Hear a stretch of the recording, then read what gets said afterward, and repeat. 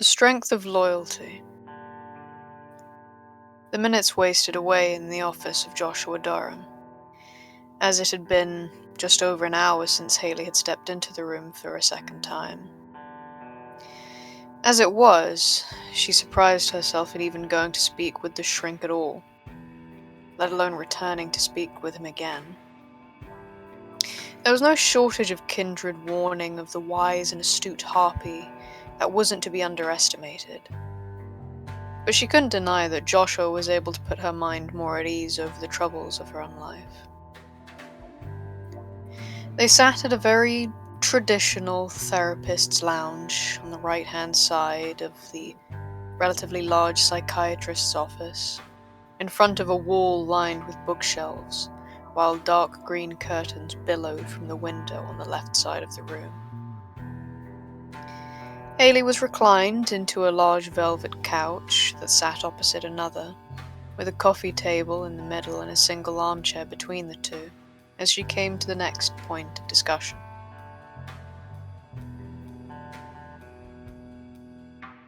I was glad to have met Jason Perel at Elysium. He's charismatic and has a contagious energy about him. Haley wore a brief smile before it vanished from her face, her expression growing more somber. But when I look at him, I can't help but think about how much I'm reminded of his grandfather. Joshua leaned back into his seat, his navy blue blazer draped over the back of the armchair and one ankle brought up to rest on his knee, his notebook and pen positioned in front of him.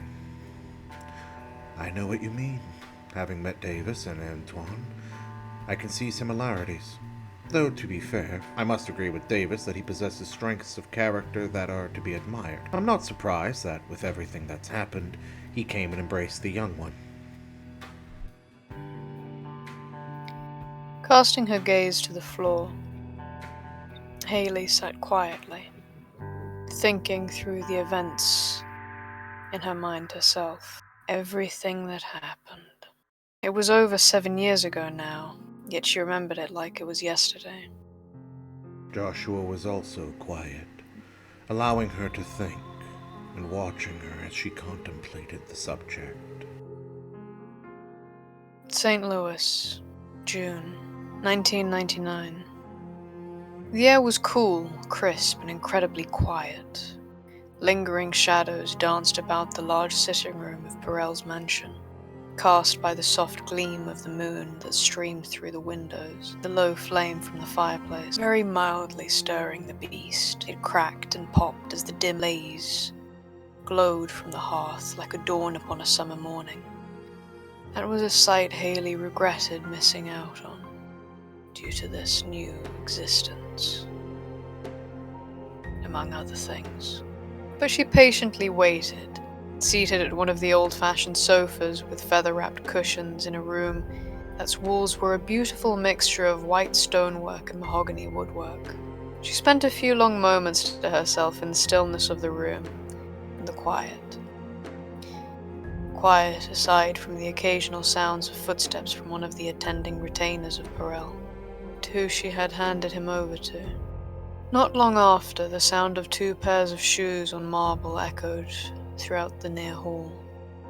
The moment Haley heard the footsteps reach the doorway, she stood up from the sofa and turned to meet the gaze of Davis Perel as he came into the room wearing a nice black Armani suit. He paused and dismissed the retainer beside him. It was the first time actually meeting him, despite traveling with him for hours. He stood straight and tall, hands clasped behind his back as he looked down at her. From the look of him, you would never have guessed that he was anything but the great, respected, and wise prince that he was. Haley inclined her head respectfully. Prince Davis Perel. I know we haven't officially met. My name is Haley Gray of Clan Bruja, childer of Claude Galagos. I'm who brought you here. Without a word, He moved to take one of the seats, slowly reclining into one of the great leather armchairs. He brought one knee up over the other and rested one hand on the arm of the chair, the other in his lap. Then he finally spared her a glance and gestured to the sofa. "Please, sit." His voice was stern, and though hushed, was resonant and carried across the room. "I would have you tell me what happened. I want to know every detail. Leave nothing out." Charleston, the previous night. The overpowering blazing of the nearing inferno just outside forced Haley to recoil as she employed her heightened senses and was immediately hit with the blaring of fire sirens before focusing her hearing on the 2 footsteps upstairs. No one else was in the building, all fleeing the city before they could be cut down by the Sabbat if the fires did get to them first. The chaos outside was the likes of which she had never encountered before. Panic on the streets, from kind and kindred alike.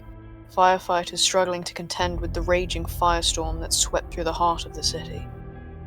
Haley just hoped she didn't get there too late, as the fires were already dancing at the doorstep of the Prince's Haven, engulfing and charring to ash the gardens of his home. It was all she could do to resist the beast forcing her to fly into a frenzy. She suddenly heard a loud thud, as though someone collapsed. Without a second thought, she darted up the grand, freestanding staircase that dominated the entry hall, 3 steps at a time. As fast as her celerity could carry her, she rushed down hallway after hallway as she neared where the sound came from. Turning around the corner at the top of another set of stairs, a bullet whizzed past her. It clipped her shoulder. Haley ducked back behind the corner, slamming her back against the wall as she clasped her hand over her ear. Was she too late? Did the Sabbat already reach the Prince? The sound of the gunshot rang in her head while she bared her fangs and reached for her 9mm at her hip, focusing her hearing again. She could tell there was a quick rhythmic beat from the end of the hall, from whoever shot that bullet. It was the sound of a normal heartbeat. "Hold on a second," she called out. "I'm not here to hurt you. My name is Haley Gray." "Come out where I can see you, Miss Gray," a voice called back. Slowly, Haley held up her hands and took a step out into the hallway to face the old man who had a barrel of a gun leveled at her head. "Who are you with?" the old man asked sternly. Coming to the conclusion that the man must serve the Prince, she answered with a calm and level tone. "Camarilla, I heard from one of the kindred fleeing that the Prince was staying to face the Sabbat. Buy them time. I want to help." For a moment, neither one of them budged. The air tensed, still and silent. Or at least it would have been silent, if not for the mayhem outside. The old man was the first to make a move, a look of pure relief on his face as he put his gun away. "Oh, thank God. Please, come this way. I am a retainer to the Prince." He gestured for Haley to follow, leading her up another flight of stairs and hallways lined with plasterwork ornamentation that soon been blackened and burned with the way of the Sabbat assault was going. They reached an impressive wood-carved double door. The old man took hold of the brass handles and thrust the doors open, revealing a large room adorned with an extravagant crystal and bronze chandelier. More importantly, was who she could only assume to be the Prince, lying on the floor with a stake through his heart. Not only that, but the old man had features that were reflected in the proud face of the one on the floor. Although he looked older, the old man's skin hanging loose, they both shared a distinctive alpine nose, sharply set brow, narrow jaw, and square, cleft chin. "What the?" she mumbled, stopping in the doorway. "What happened here?" Looking to the Prince, the old man said, "I had little choice. Davis, wise as he is too stubborn to abandon his city." "Well, we can't just leave him staked. He can't protect himself like this," she said, going to stand deeper into the room. "You must get him out," he said as he returned his gaze to Haley. "And what will you do?" she asked, not taking her eyes off the Prince. "I'll stay here." At that, Haley quickly turned to face him. Did this old man have a death wish? What? No! Are you serious? She blurted out. Do you know what the Sabbat will do if they find you? Oh, believe me, I know, the old man replied slowly. But the Sabbat think they're coming here to kill a prince. But you're no prince, Haley interrupted. And the Sabbat are savages, not stupid. The truth of the matter is, the old man began calmly, though a sense of urgency was not lost in his tone. When the Sabbat reach us, they must find a prince, or somebody they believe to be the prince. Otherwise they will know that he got away. There was a pause as the old man looked back at the prince. Which is why you must embrace me, and leave me to take his place. The thickness of the smoke that wafted through the air suddenly became apparent to Haley as she heard the old man's words. She couldn't believe them. You mean leave you to die? She corrected. I suspect so. A silence hung in the air, choked with the stench of smoke, as Haley stared at the old man before shaking her head. No, I can't do that. I'm just a neonate. I'd be breaking the tradition of progeny. There has to be something else. The old man took Haley's hands in his. I know the risk. I know what I'm asking you. But I'm begging you. You wanted to help? Help me save my prince. Every moment that we waste is a moment the Sabbat draw nearer, he pleaded. If it makes it any easier, feed me my master's vitae for the embrace. That way I'm Toreador just like they think. And I look close enough to Davis. It will work, I'm certain of it. I can't just leave you here. There is no other way for you to save the both of us, I'm afraid. The Sabbat will know that Davis got away, he explained.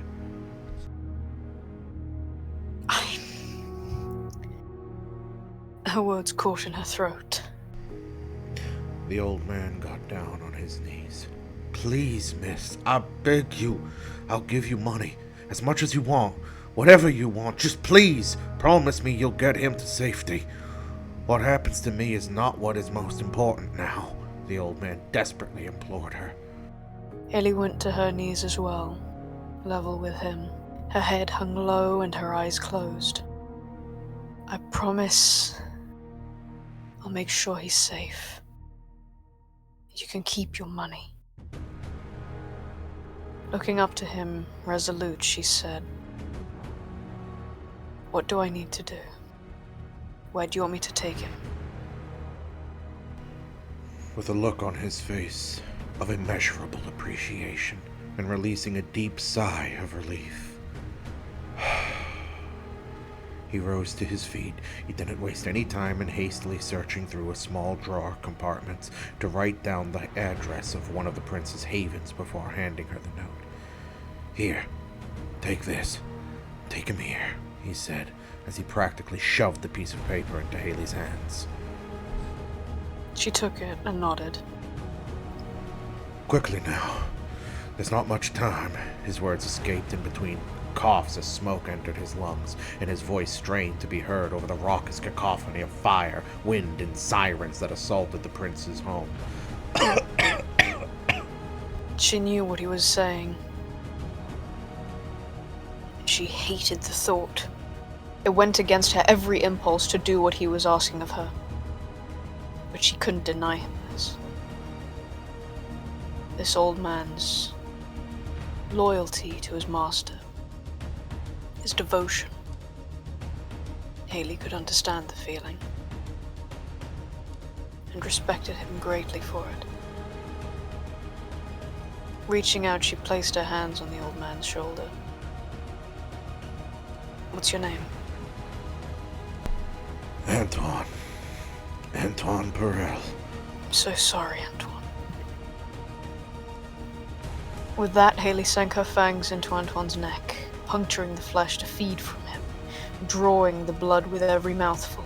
Tears began to stream down her face at her actions, her conscience weighing on her. She felt the old man grow stiff and then relax, becoming weaker as she stole his life's blood. She felt his body become slack in her arms as he fell to his knees. Haley kneeled down as well, continuing to drain the old man to the very last drop. And finally, Antoine slumped over, lifeless. Haley pulled her fangs away. Reaching for the prince's arm, she took out a knife and made a small cut along the wrist to feed Antoine his blood.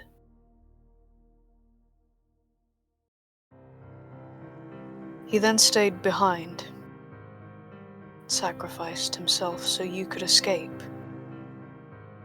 He told me to take you here and that you'd be safe. I just wish it didn't mean his death, Haley concluded. The prince's chiseled features were only partially illuminated by the soft glow from the crackling fireplace and the moonlight, the rest of his face being cast in shadows as he stared both intently and vacantly at Haley. He raised his hand to run it down his face, and it was only then that she realized the tears of blood that rolled down his cheeks. He finally said in a low tone, yet strong and clear, "I thank you for what you did, fledgling, for me and for Antoine, and I promise you that when my city is mine once again, you will be justly rewarded for your courage. Until then, I offer unto you a boon of thanks, one in equal proportion to what you have done for me in saving my own life." That is very generous of you, my prince, but I didn't do this for any reward. Perel held up a hand. "For the service you have done for me, you will accept." His word was final. Thank you, my prince, Haley said as she inclined her head slightly. Turning his gaze to the fireplace, Davis watched as the flames licked and spat at the curved ceiling of the hearth. The flickering light reflected in his distant, contemplative eyes that peered into the fire with a far-off look. Without looking at Haley, he said, "Before you go, would you mind telling me if you know whether or not my man's death was quick?" After a moment, she told him, "I'm sorry, my prince. The truth is I don't know, but I won't lie.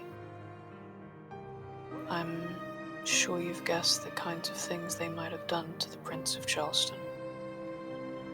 At Haley's words, Davis closed his eyes and lowered his head. Besides himself both for the loyalty of his ghoul and the loss of him, a silence hung in the crisp air, accompanied only by the soft sputtering of snapping as the low flames slowly ate away at the firewood. Haley finally broke the silence. "When you eventually move to reclaim the city, I would not hesitate in aiding you should you ask." "Thank you, and thank you for your honesty, fledgling. Though it is not what I would have wanted to hear, I am grateful for your offer. Should the time come when I move to reclaim my city, and I do so, I would be honored to have you as a denizen of my domain." The honor would be mine, my prince.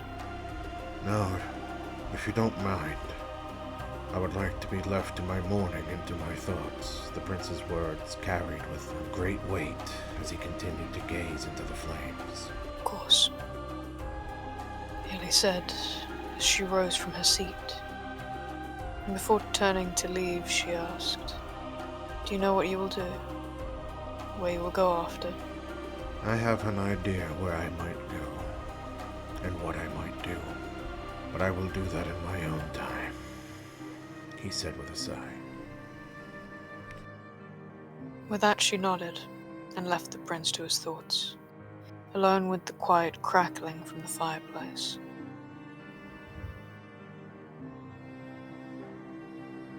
Haley returned her gaze to look at Joshua. "You are aware of how Davis Perel fled Charleston, correct?" The hesitance was clear in her voice. "I am," he said. I had a conversation with Davis when he was in the city. What's the story? She prompted him to elaborate. In his own words, roughly, he was saved by loyalty. Antoine persuaded a young kindred to administer the embrace, from whence he sacrificed himself to save Davis Perel, the young kindred taking Perel to safety, away from the eyes of the Sabbat. Taking a moment to observe her, Joshua added, "Considering your curiosity and your ties, by your own word, I imagine you are that kindred."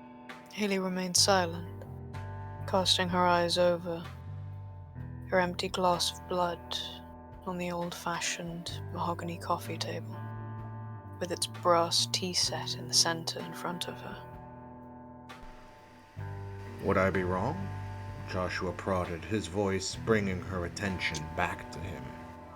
After a moment she responded, her soft voice laced with a sense of morosity.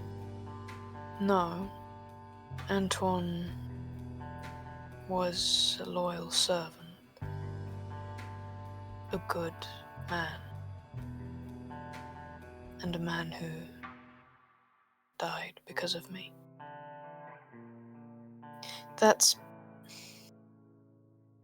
I'm not saying that what he did was not. In many ways, I'd think of him as a hero. But can you imagine what it was like for me, for someone who is racked with the guilt of the mere act of feeding, to exsanguinate someone?"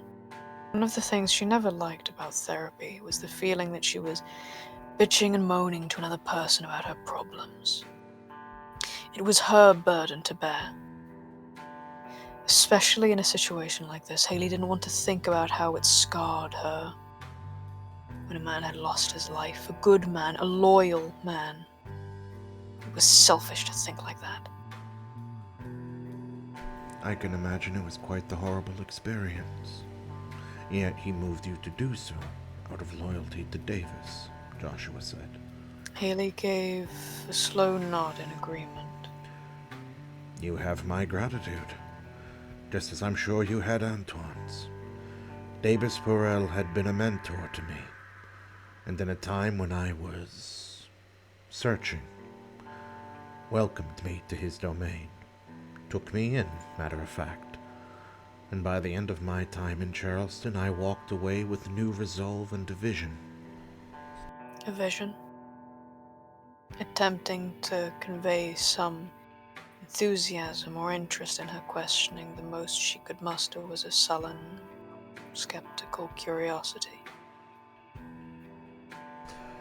"We all have dreams, things that we aspire to, works that keep us in motion," Joshua explained, spreading his hands out. "The dream he gave me kept me very busy, and even now it's not fully realized, though I am working very hard to see it come to full fruition." Haley considered probing more into this vision, this dream of his. Perhaps it would shed some light as to why Joshua had helped her and continued to do so, why he'd bothered, what his angle was. Despite all she had told him about, Haley didn't trust the harpy as far as she could throw him. Though, to be fair, considering she was a Bruja, she could probably throw him pretty damn far. And if she was being honest, she was inclined to trust him. To an extent, given his connection to Perel, who she regarded with the utmost of respect. Perel had been the first prince that she had met, besides the prince in the city of her embrace. And since, in her mind, he had been a shining example to prove to the Anarchs that the elders of the Camarilla were not all selfish, callous, and cruel. By comparison, Perel was wise, fair, and was unwilling to sacrifice the lives of his ghouls, instead preparing to fight alone against the Sabbat until his final death. It gave her so much hope that an elder was still capable of expressing such depth of emotion as to weep for a mortal, a servant, who was willing to die a horrible death or worse for his master. But in any case, Haley decided to bring the conversation back, doubtful Joshua would tell her any more. I deeply respect your mentor. Davis Perel gave me a great deal of, I guess you could say, faith. And I was lucky to meet a prince such as him. And hopefully soon prince again. He lowered his hands to rest on the arms of his chair, his book balanced in his lap. If ever I was to consider leaving Los Angeles, it would be for Charleston, should he reclaim his title. I just await that day until he does, Haley said with a sigh. Picking up his pen, Joshua made some notes in his book, the sound of pen scratching away at paper piercing the stillness of the room. He gestured to Haley's empty glass. Would you like some more? I would appreciate that, thank you. Joshua pushed himself up, leaving his book and pen on the chair he was sitting in. After taking her glass, he moved just off to Haley's left to refill it with the blood from his small dial-locked refrigerator, giving her a moment with her thoughts.